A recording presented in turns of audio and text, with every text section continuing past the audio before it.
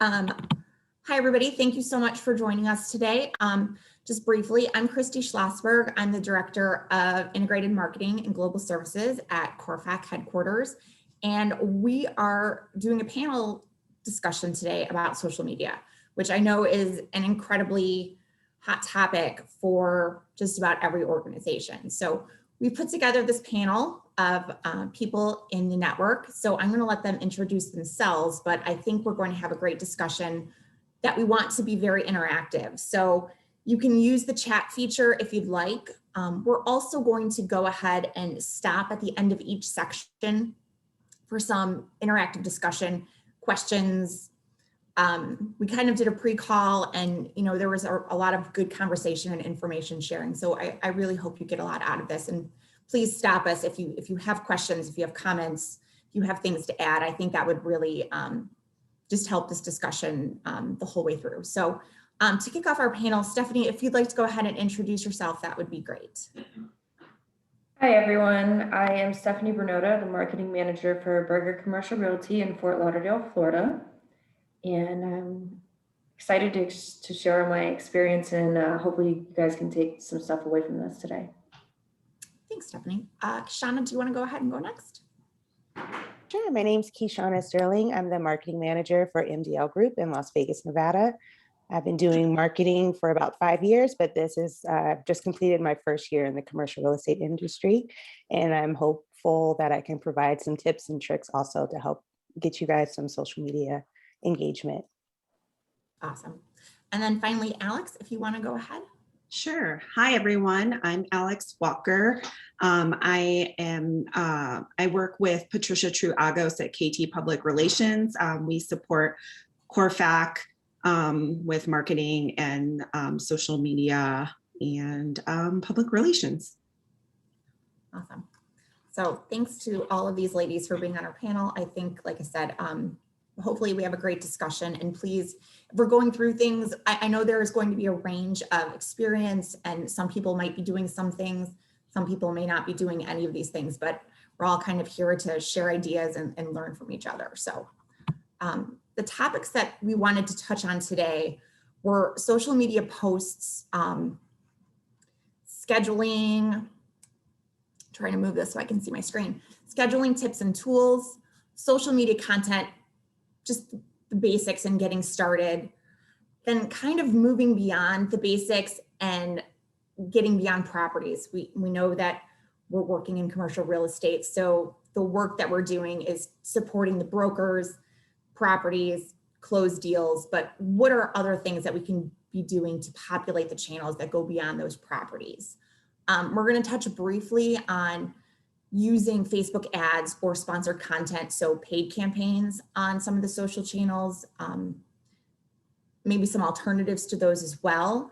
And then we also wanted to have kind of close with a bit of a group discussion on how this group can support each other, how we can maximize our social media engagement and our reach. So that's kind of the gist of what we're going to be talking about today. So I want to start with asking Stephanie and Kishana, what channels are you posting on regularly, and then how often are you doing it? So Stephanie, I don't know if you want to start, and then we'll jump over to Kishana, and then we can kind of go from there. Sure. I post on all of our social platforms, which are YouTube, LinkedIn, Facebook, Twitter, Instagram. I'm posting on almost every single one of those platforms every single day or every other day. And the one that I don't post on as often is YouTube, just because we don't have as much video content, but I'm posting there about once a month. Excellent. Kishana, how about you? Very similar to what Stephanie just said. We do Instagram, Facebook, LinkedIn, Twitter, and YouTube as well. I don't really post too much on the weekends, but Monday through Friday, you're probably guaranteed to see a post from MDL Group on those platforms, except for YouTube. Again, that's only when the video content is available. Mm-hmm. And I think we've talked about this a little bit, content calendars. How do you keep track of everything that you're posting? Kishana, I know you come from an agency background, and you shared that you were planning out by a quarter, which I think is probably more than most of us, but can you talk a little bit about how you keep yourself organized, how you plan? Sure, yeah, I created an outline for the month, like it's broken down by week. I wish I had an example to share with you. So this week, I already know that you're going to get a daily thought and a property of the day, except for yesterday, it was Tuesday. So it was Tenant Tuesday, so we did a tenant highlight. Today is Wednesday, that's Wednesday wisdom. You're going to get a frequently asked questions. So most of the content, the hashtag or the theme of the content is very similar. I'm just switching it out. So it's not, it doesn't, I know it seems like a lot, but if I'm going out through a quarter, but it really isn't. It's not, because it's very much the same thing over and over. It's just different pictures and information, but the theme of each day usually stays the same. And are you guys using like an Excel file, or do you actually? I just use it. I use an outline on Word document. I keep it very simple and easy. Yeah. Stephanie, how about you? Do you have like an Excel file? Do you actually use it? I've seen it even where people have an actual calendar where they keep track of what they're doing on different days and that sort of thing. Yeah, I have a calendar that I use, and I also I'll create my content a week or two in advance, and I'll put it into Hootsuite, which has a calendar and an auto scheduler. So I use both. Which is a great segue. I know you use Hootsuite, you just mentioned. Kishana, you use Hootsuite as well as far as scheduling. Can you guys talk about that a little bit and how you use it to schedule your posts? Stephanie, do you schedule them 2 weeks out, or do you schedule a few days because you don't have all of your content 2 weeks out, or how do you kind of manage that? It depends. For our just basic weekly consistent posts, Monday motivation, things of that nature, I will auto schedule that in and just have it set and ready to go. Things as they come up, PRs, new employees, things of that nature, I will kind of fit in between the days that I don't have things already scheduled. And then I'll use the auto scheduler tool for that day, which will automatically push the post out at the times to get the highest engagement. Excellent. The other couple tools that we had listed on here were tools that the group had mentioned. So you both use Hootsuite.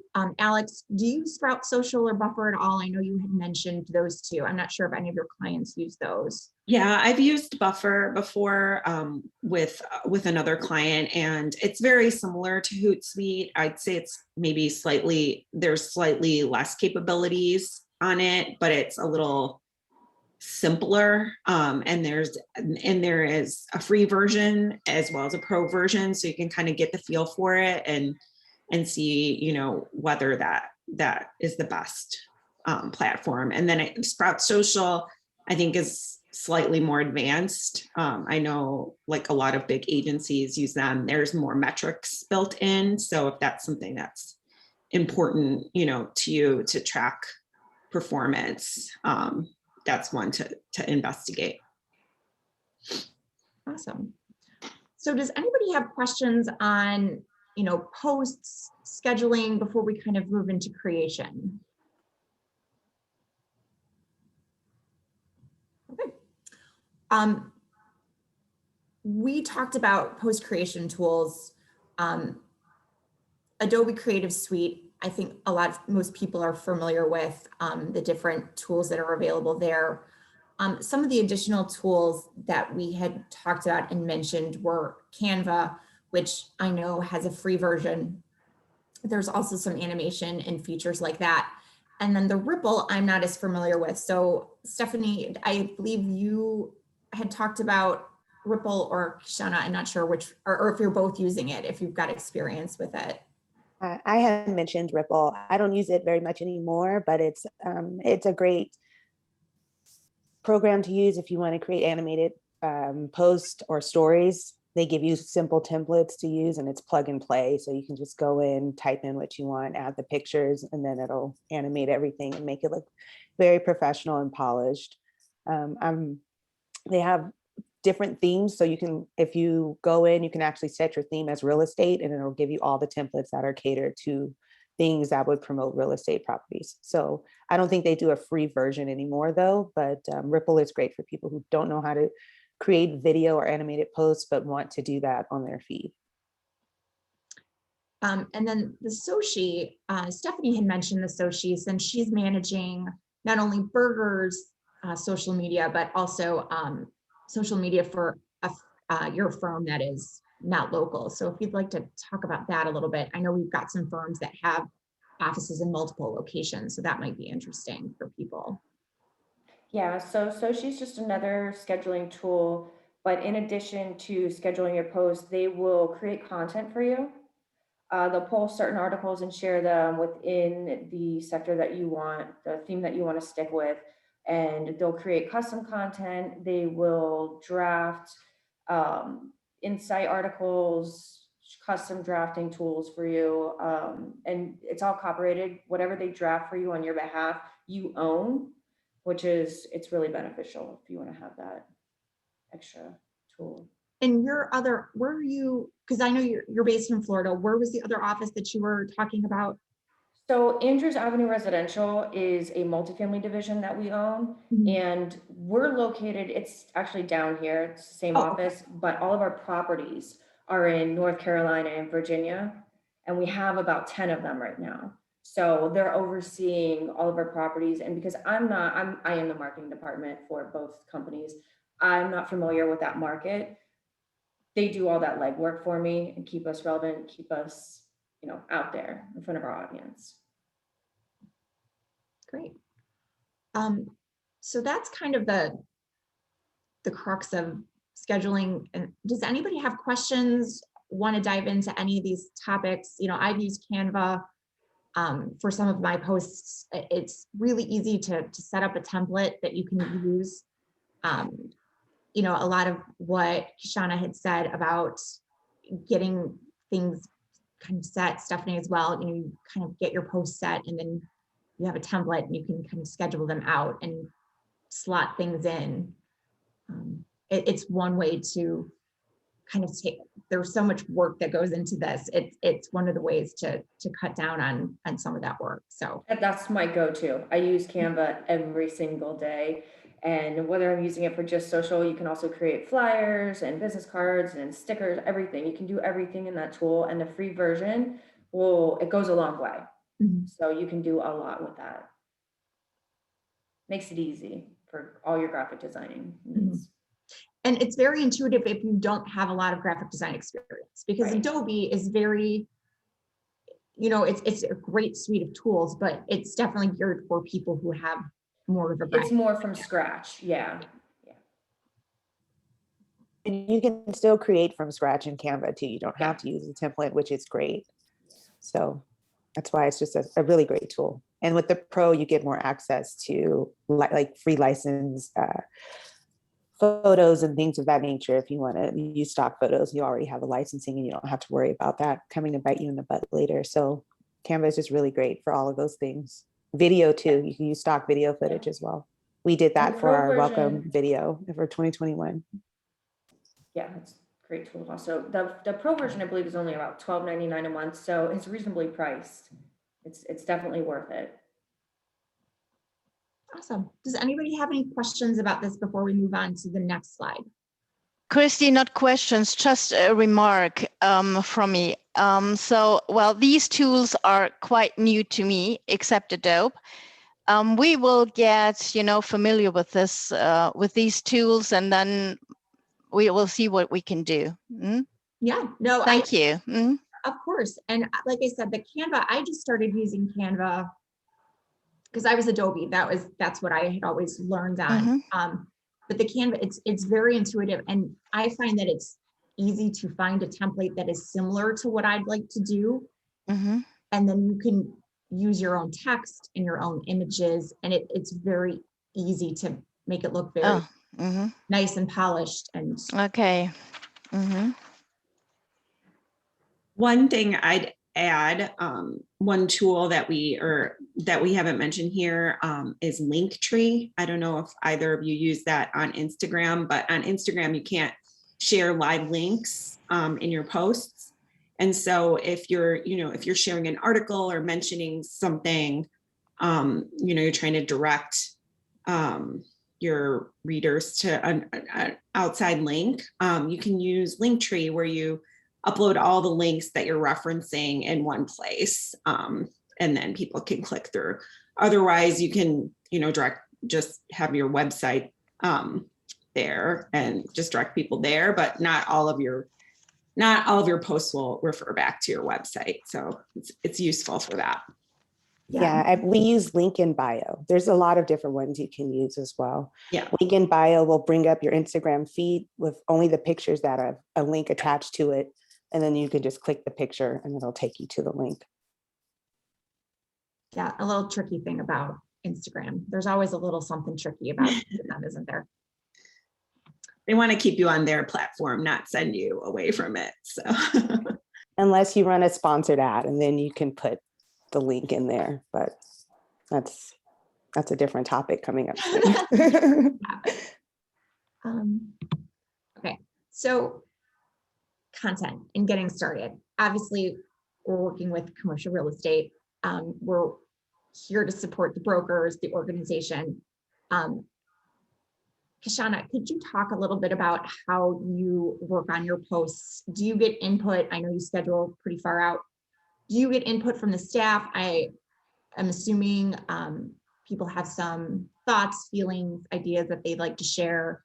But how do you work with everybody? You've got a fairly decent sized brokerage that you're working with.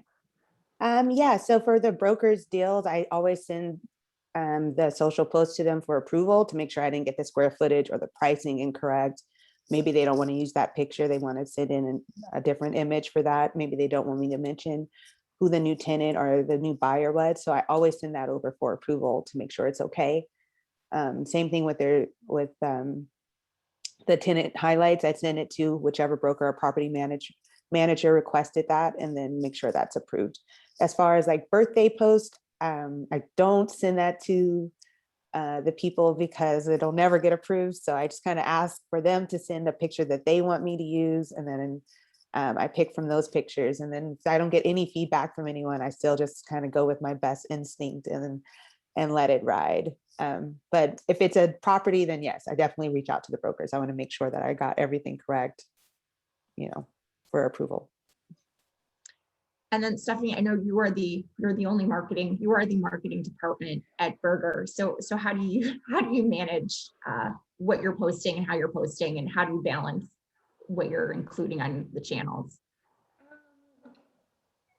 Basically, I post almost all of our new listings. Anything that has specifics to it or can be client sensitive, I do put in front of the brokers and get their input. But for the most part, if we can put it out there and make it active or put it on our blog or website, it goes up. They do review it before it goes there, but once it's on our blog or out there, then I'm pretty much at free will to do whatever I want on social, just as long as I'm not, tweaking it too much. I do get with them on property videos. I usually will put a little script together and they'll do a little role play. We'll go to a property to promote it, go on site, the construction site, development site, etc., space that's being built out. And we do collaborate as a team on putting the videos together. I know when we had talked on our pre-call, and this is one of the things that I had highlighted for us to discuss, is getting the brokers to participate on social media. I know you both had mentioned that probably about half of your brokers don't even have social media accounts. So how do you manage that? How do you get them to recognize that this is a free way to market themselves, a free way to market their properties, and that it's just another way of getting the word out there, not only about their properties, but also about the organization and the brand? And either of you can. I use a little bit of persistency and kindness. Sometimes I just send them a post like, oh, you know what, your property is closed and here's for approval. And they're like, huh? And I'm like, and then they'll just be like, this looks great, go ahead and post it. But yeah, it's a lot of persistent asking, and then eventually they're just like, sure. But just persistence and kindness and understanding. They are busy and I get it. And sometimes they just kind of have to see it already. Like, here's what I want to post. Is this okay? Have you guys done any training, like staff training with the teams on social media, and just having their, encouraging people to develop like a profile? This wasn't something we had talked about previously. It was just something that I thought of about, not even being active on all of the channels, but just picking one like a LinkedIn and starting a profile. Have you guys talked about that at all, Stephanie? I mean, I don't know. I assume you guys have team meetings, and I don't know if that's ever come up. Yeah, it's been a hot topic a few times during our broker meetings, and we have been able to get, 3 or 4 brokers out of our 14 to create a Facebook business page. A lot of them want to keep their private page private, but I have been able to get them to open a business brokerage page. So they do interact on that when they can. They're not, in their 20s.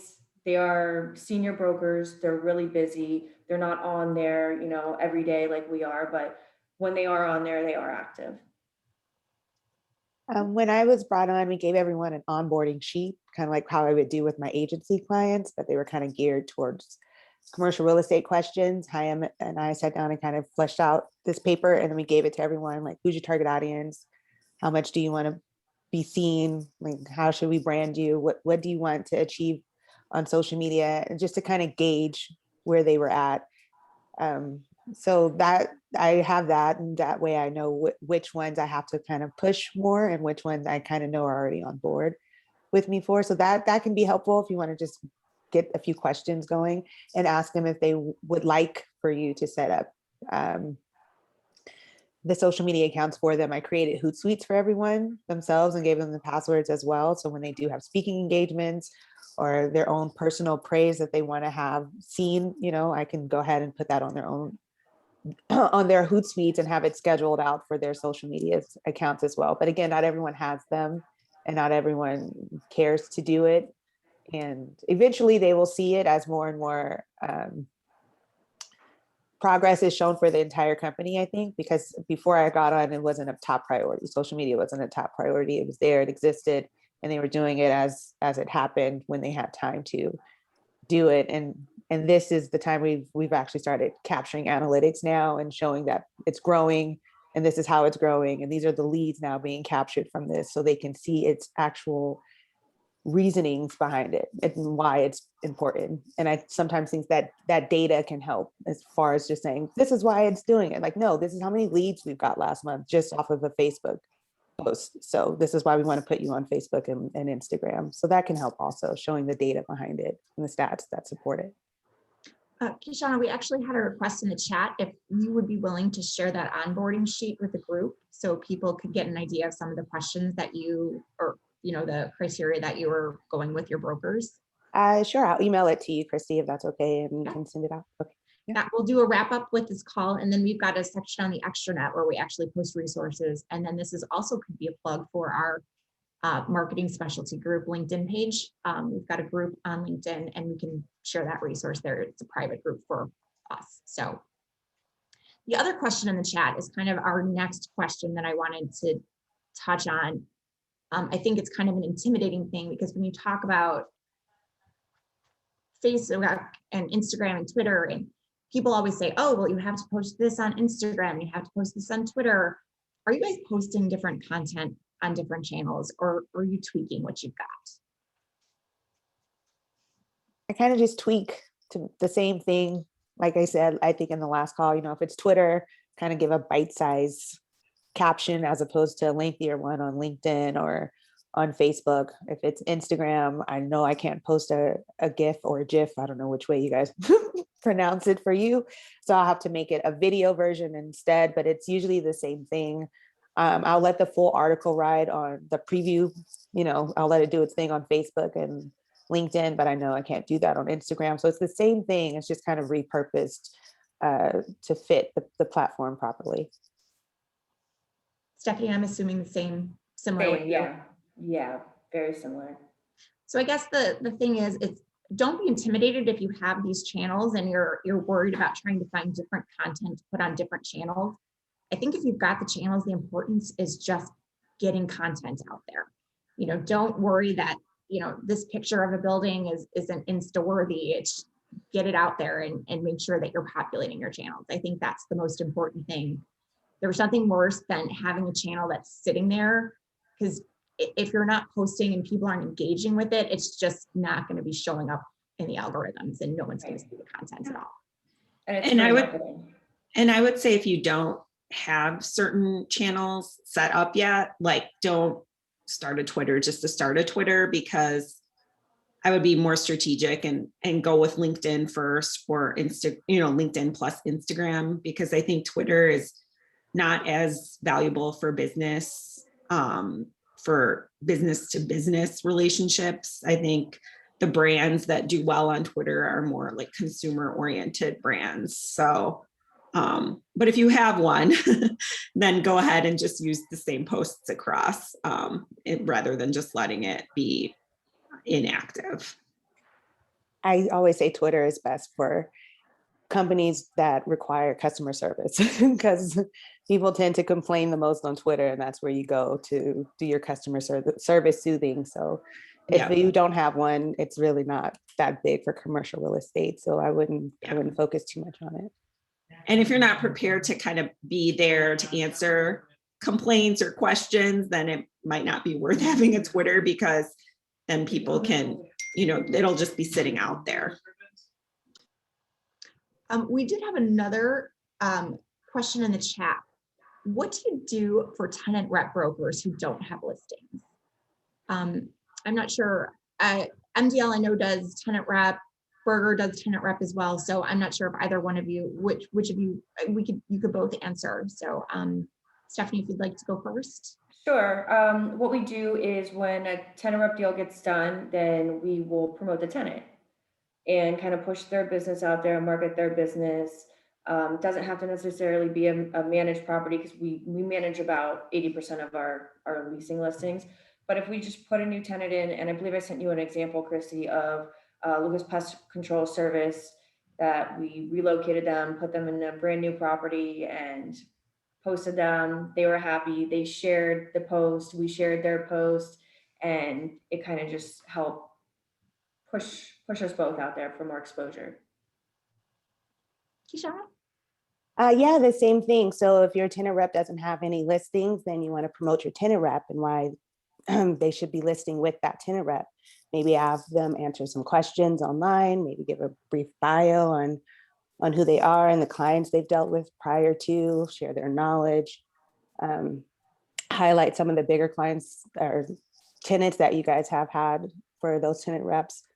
But that would be my main thing, just kind of exploiting why that would be the choice for you. So just giving great reasons, showing the tenant rep in a different light, perhaps asking like a brief interview, just asking them questions and having them go over the knowledge that they've acquired throughout the years and why they would be helpful for people if they don't have any actual properties yet. Excellent. Does anybody else have additional questions, comments, anything for the panel that they wanted to throw out there before we move on? Okay, so like I said, that's kind of the start of, all right, let me see if I can, there we go. So these ladies sent me amazing examples of posts that kind of go beyond property listings and closed deals. I just shared a few of them. I put Berger's on one page and then MDL's on the second page, but I'm going to put together documents that include all of their examples that we will also share post-call. So you guys can see all of these because they've got really great examples. You can see that the brand is consistent despite what the post is about. And again, just really kind of ideas or just posts to give you ideas. So Stephanie, if you wanted to just talk through a couple of these and how often you're posting them and Sure. Yeah, I post our any awards, accolades, recommendations, I'll share them as they come in. They're not as, frequent, but it's news, so I put it out there when we have it. Employee contests, we do a contest probably once a month and always post the winners onto our social. Our audience likes to see that we're real humans. It's not all business all the time, something that they can look at, laugh at. It's a little bit different and it's fun. And the bottom right picture is we have employees that are involved with, cool extracurricular activities, just fun outside of work things. And we like to promote them, support them. So we share that stuff as well. And it like I said, it gives people a chance to see that it's not all business all the time and other things that they can relate to. Yeah, like I said, I've got a bunch more examples from Stephanie that I will share post. But I thought that these kind of showed just a range of the different types of posts that you can be doing.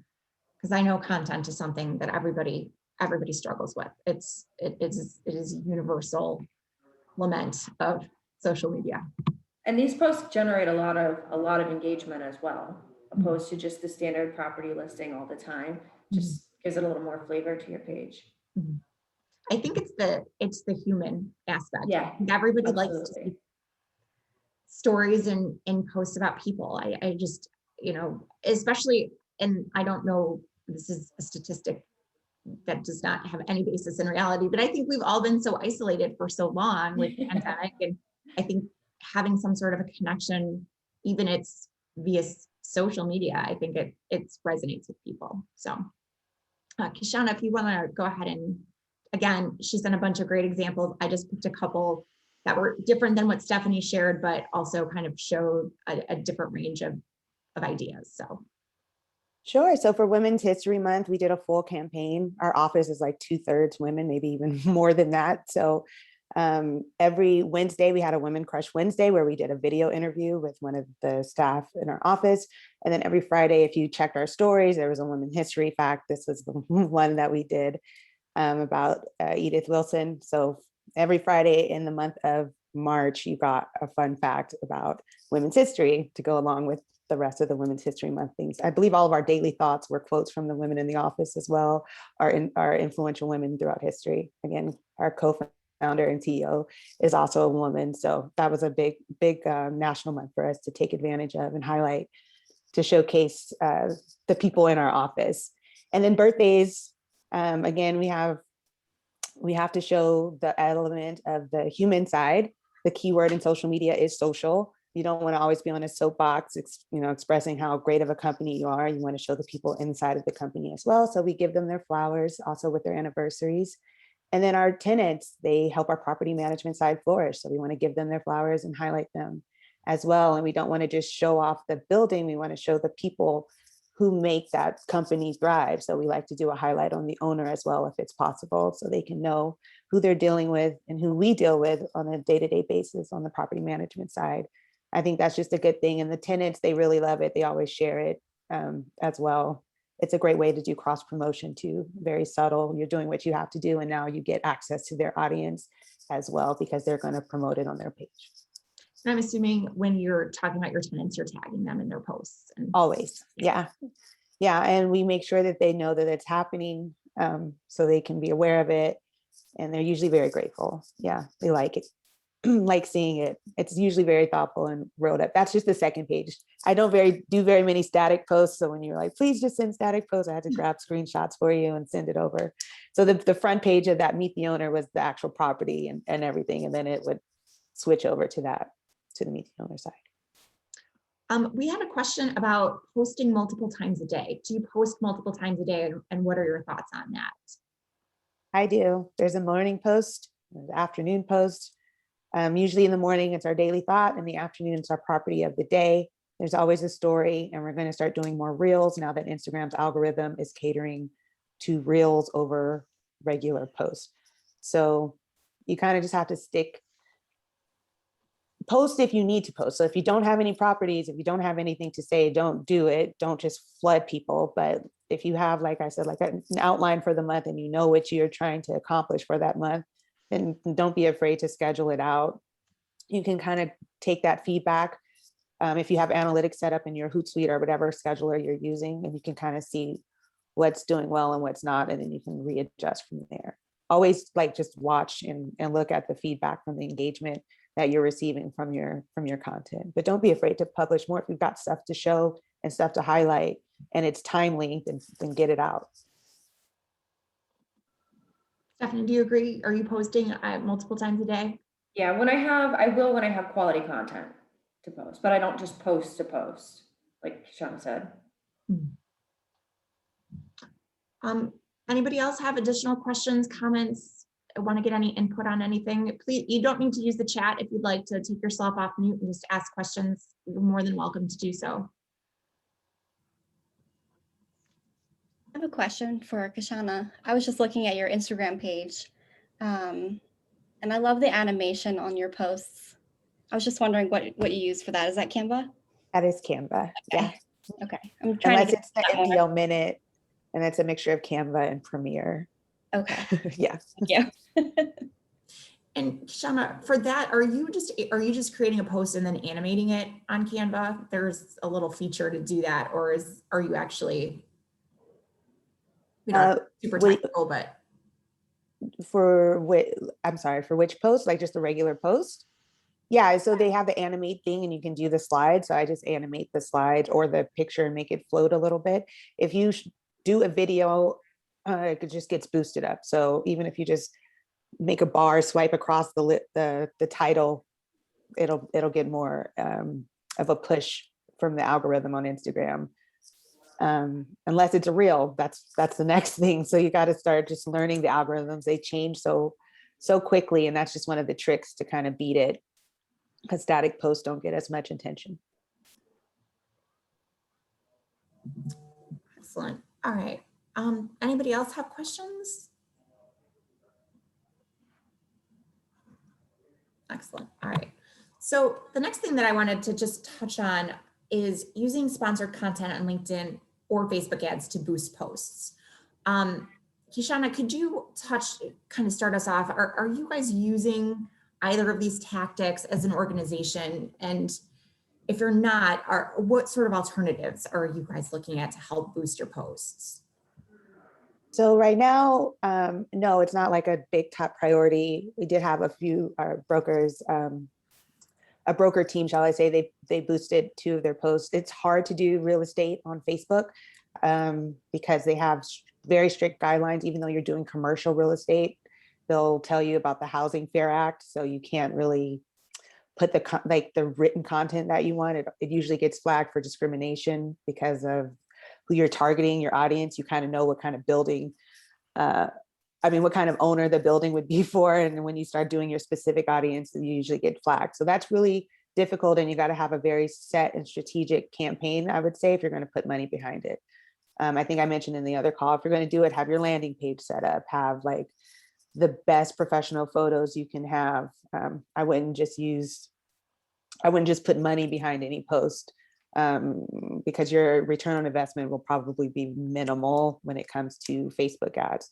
Now, if you have an event and you want to sponsor that, that's way better to do. If you're trying to get engagement to come to maybe an open house, that would probably be better than just the listing itself. And again, I would probably go LinkedIn versus Facebook right now, just because of all of the red tape behind the Facebook ads. It's very hard to do housing or anything with property on Facebook. I would agree 100%. We have had all sorts of issues. Alex and I have worked on many Facebook ad campaigns, and we've actually, it's one of the reasons that CORFAC as an organization is not going to be advertising on Facebook anymore. It was so difficult to, when you are trying to talk about real estate, but you can't actually talk about real estate, it makes it, it seems very counterintuitive. So Stephanie, could you talk about, I think you had mentioned you guys will use some paid campaigns if you're ever recruiting. Yeah, we will boost our posts when recruiting, and it's been very beneficial. We put them up there for probably about a week at a time, and that's probably been the most cost effective, and we've pulled some, actual recruits from there. So Excellent. So I think the keys that it sounds like this group is talking about, probably LinkedIn if we're talking about doing something. And I think, like we had mentioned, I know we talked about it a lot on our pre-call, is the landing page. So I know, Shauna, you touched on that. Stephanie, you've worked on those as well, where you've got a landing page for so you're driving traffic from social media back to like a landing page with yeah. So just kind of getting all of those deliverables set up so it makes sense. You're putting money behind something. Alex, do you have anything? I was just gonna say. I think, one way that we've used sponsored posts for CORFAC itself is to help boost our thought leadership. So if your company has a blog, or if you're included in an article in your local, real estate journal or something like that, you can, those are great posts to sponsor on LinkedIn, because it gets more views and it can gets you more attention on the site itself, but also to wherever you're directing, whatever you're linking out to. Similarly, like if you're running some sort of, Kashana mentioned events, if you have a person participating on a panel or something like that, and you want to get a good attendance, or at least promote the fact that they're on the panel, you can promote those kind of posts, and just get more attention there. I would definitely say LinkedIn is a better bet than Facebook, not just because of the fair housing issue, which is a big one, but also because the algorithm on Facebook really benefits companies that are spending like tens of thousands, if not millions of dollars advertising there, and not, small local businesses. So not to say that, your real estate firm is a small local business, but, just in comparison to, a big retailer or something, you don't have the buying power. So does anybody have questions or comments about this? Is anybody doing any sort of sponsored content or Facebook ads or anything that they would like to share or get feedback or? We don't have any ads right now on social media, but we are putting them in local newsletters that go out, like Delaware Business Times or Delaware Business Now, local things like that in their newsletters, because they have more of a reach than my social media posts or social media accounts have. And then they can provide analytics each month. So I found more value in putting it with those people than with going with the social platform. Yeah, absolutely.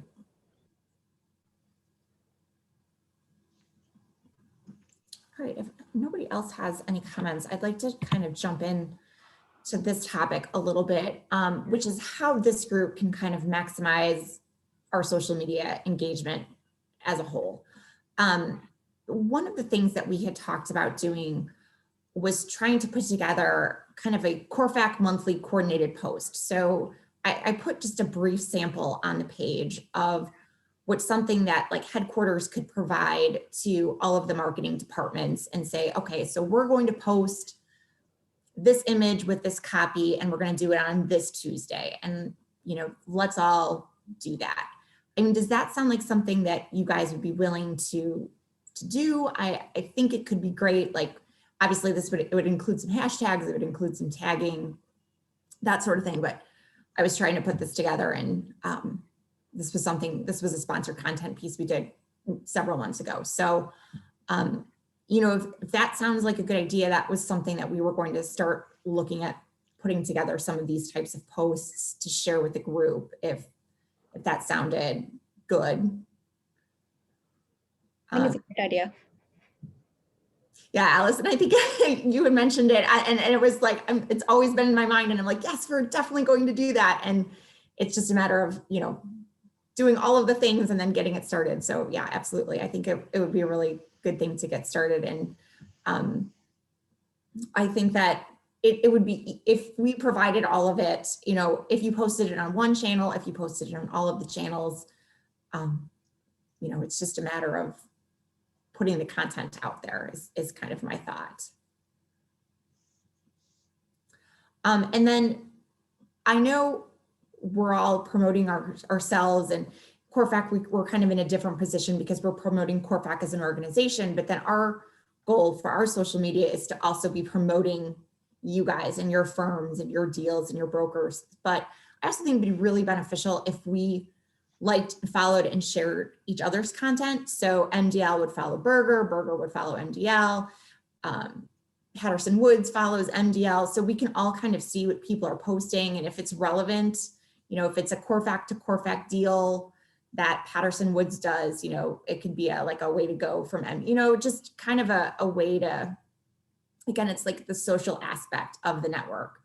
That was one of my other ideas. And then I wanted to kind of open it up to see if anybody else had additional thoughts on, there's other ways that we could be helping each other out and promoting each other. And I will stop talking now and let you guys share some thoughts.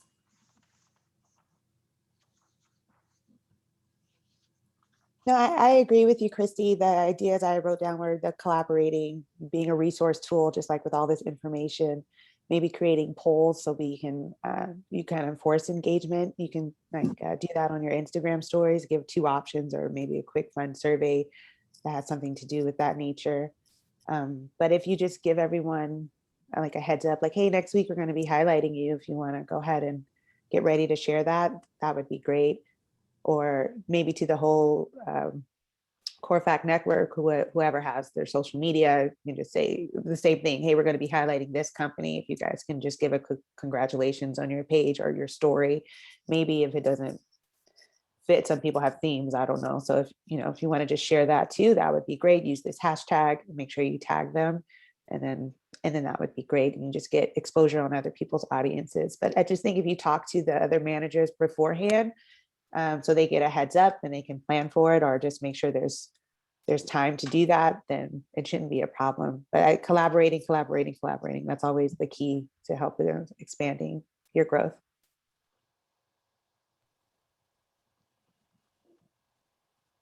Yeah, I have not really done social media polls. Have either of you guys? I like the idea of them a lot. I'm always worried that I would be the poll that just has like 0 responses. Like I've got a poll question out there and then there's like no response.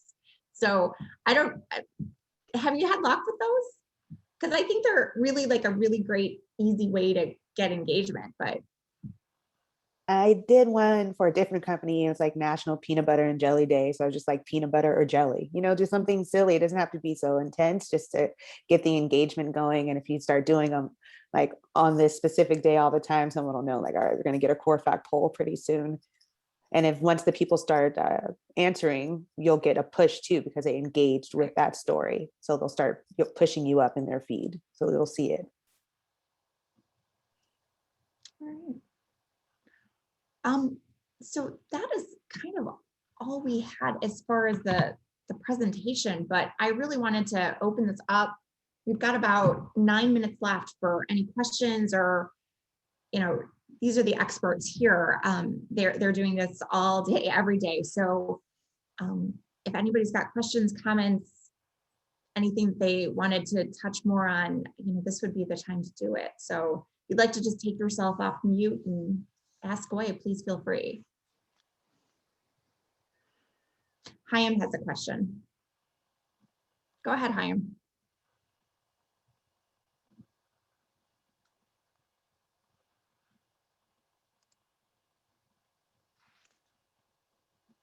Chaim, you're muted. It says, what do you wish your company would hear or do that they give resistance to? Be on camera. That's me. Just let me record you.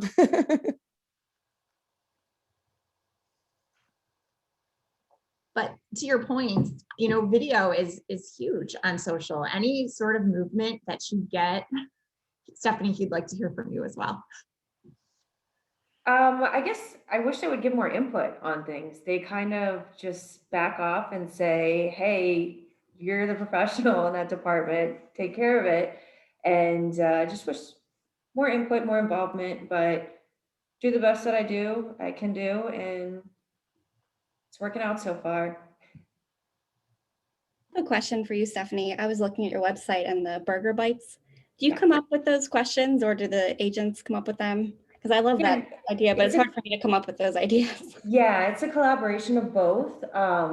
So we have a broker who just started, he specializes in cold storage. So I approach him and ask him if he would be willing to do a burger bite on cold storage. And it's a huge topic down here, especially down here right now, the industrial boom and everything that's going on. So he reluctantly agreed, but because he's new and I got him, when he first started, we have that in the process. So we'll be posting that soon. And they're great. I mean, we have other companies that'll go to our YouTube page or will go to our Facebook and they will share them as training videos for their brokers. Oh, wow. Yeah. Yeah, they're really nice. But yeah, and the hardest part for me is coming up with ideas. So that's good to know. It's kind of a collaborative effort. Yeah.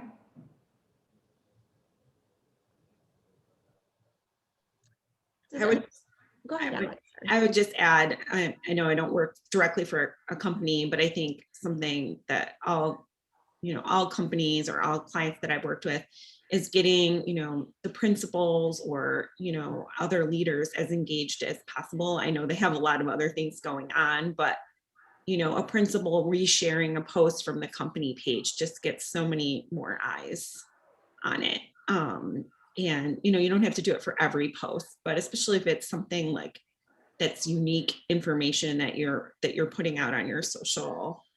It's just, that there's a reason that LinkedIn started as like an individual networking tool, and companies will just never have as much engagement as individuals will there. Yeah, I think that's a great point, Alex. Like you said, it doesn't have to be every post, but if you're doing, like you said, like a thought leadership piece, or if you've got your, awards, things like that, I could definitely see that those types of posts, sharing those to their pages, into their feeds, absolutely would be the type of things you'd want to be doing. Christy, another tool that LinkedIn actually has, I don't know if you guys are aware of it, is the page admins can actually go in and invite their followers to like a page, which has really been helpful because we haven't been able to grow our LinkedIn page. It's really difficult to do. So by me sharing with my friends, other industry colleagues to support me, they follow and they like, and I've added other brokers on in the office, and now their clients are liking and sharing and following us. So that has helped boost our engagement on LinkedIn. Yeah, LinkedIn it is a tough one. I feel like every follower you get on LinkedIn, it's definitely an earned follower. It is not like it's not like a Facebook or a Twitter where you just kind of follow quickly and Organic, yeah. Yeah, it's definitely, you're definitely earning those followers. So I have so it says, sorry, Kashana gets to deal with this all the time. I'm curious to hear more about how you all see the difference between marketing for brand presence versus marketing for sales performance. If I need to elaborate, let me know. That's also from Hyam. Yeah, can you please elaborate a little more? Sorry.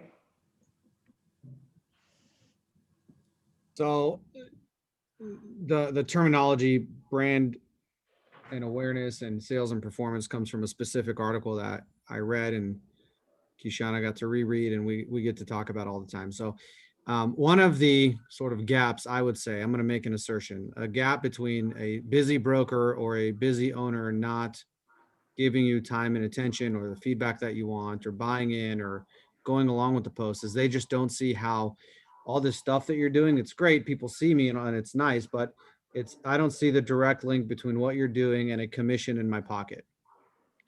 So the brand and awareness, the likes, what you guys just talked about, the difference between the earned followers or the friendly followers, the busy broker at the end of the day cares about how does this affect my GCI? Did it increase it by 30,000, 300,000?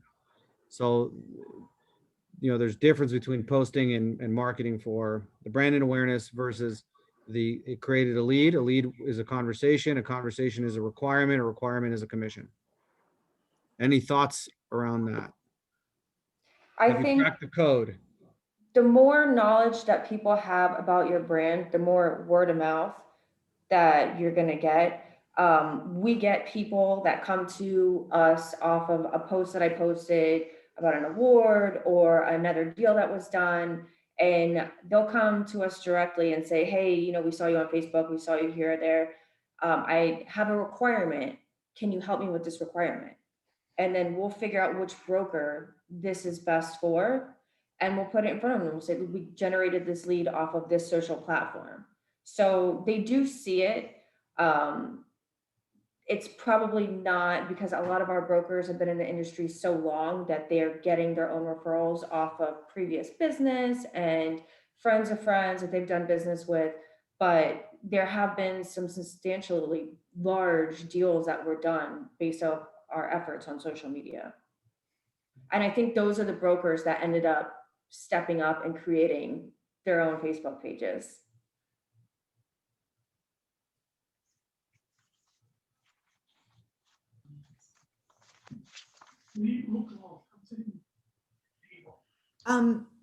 We've got about 2 minutes left, and I had one more question, and I was in the chat, and it's about keeping company culture off of LinkedIn. So I don't know if you guys would like to chime in on that, Kishana, if you'd like to. So the idea of I try to ooze company culture onto all of the platforms. I want you to get a sense of who we are. Company culture is a big part of the company. We are very family oriented, community oriented, integrity driven. That's what we want you to know, especially on LinkedIn. It's business to business. Let these people see a glimpse of your company. The employees, that's why I try and tag all of our brokers when a deal is done as well, you know, so they can get a glimpse of those people as well. But I wouldn't keep your culture off of LinkedIn at all. Especially for unless it's recruiting toxic, unless it's a bad culture. Don't promote that. Yeah, for recruiting purposes, people are going to look you up before they apply for a job or come for an interview. So I think it's important for people to see the company culture. All right, well, we are right at noon. This has been a great conversation. Does anybody have any final questions, thoughts, anything for our panelists? I just want to say thank you guys, not only the presenters, but everybody who turned up here. I mean, you guys are in the trenches, and sharing this information is fantastic. It's been recorded, so it'll be available, you know, going forward. But on behalf of CORFAC staff and leadership, just thanks for doing this. Also, as a follow-up, and we will be sending out a promotion relatively soon on May 5th. We'll be doing a LinkedIn, we'll have a LinkedIn specialist who will be making a presentation to as many people in CORFAC that want to show up. So just thought I'd throw that out there. Thank you. And he's specifically, Jonathan, LinkedIn related to commercial real estate. He's got the roots in commercial real estate, so. All right, well, if no one has anything else, I wanted to say thank you very much to our panelists. You guys have been great and so easy to work with, and I really appreciate that. So, as I said, Jonathan said, this has been recorded. I'm going to put together all of our follow-up, and we will get something out to the entire group shortly. So thank you all very much.